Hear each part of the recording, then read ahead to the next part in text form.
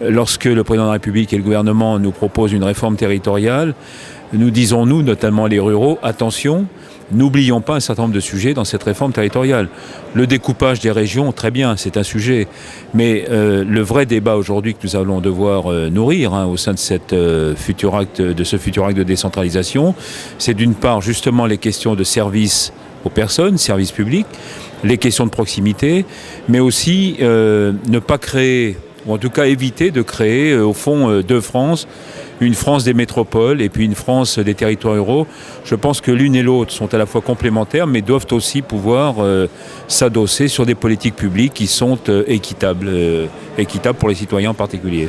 Dernière question, dans ces territoires, qu'est-ce que le numérique en particulier peut apporter d'après vous? Alors, merci de poser la question parce que c'est un sujet essentiel. Il est essentiel à bien des égards.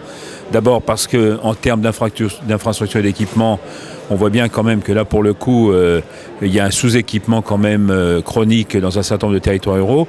C'est vrai pour la téléphonie, mais c'est vrai de plus en plus pour le haut débit et surtout pour le très haut débit. Alors, on ne demande pas forcément du très haut débit partout sur tout le territoire, mais quand même un minimum d'accès. Je suis très attaché bien sûr à l'infrastructure, c'est-à-dire au fond à la fibre ou aux moyens satellitaires qui peuvent permettre de donner l'accès, mais je suis tout aussi attaché à ce que nous mettions l'accent, en particulier dans les territoires ruraux, à l'usage de ces moyens numériques. Je pense notamment à la formation, je pense à la santé, je pense aussi et finalement à la relation publique dans toutes ces dimensions.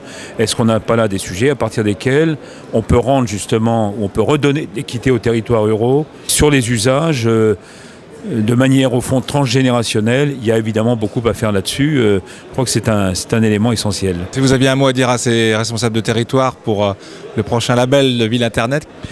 J'ai envie de dire, les routes c'est bien, le ferroviaire c'est bien, mais le numérique c'est sans doute aussi un des sujets sur lesquels il ne faut pas tergiverser.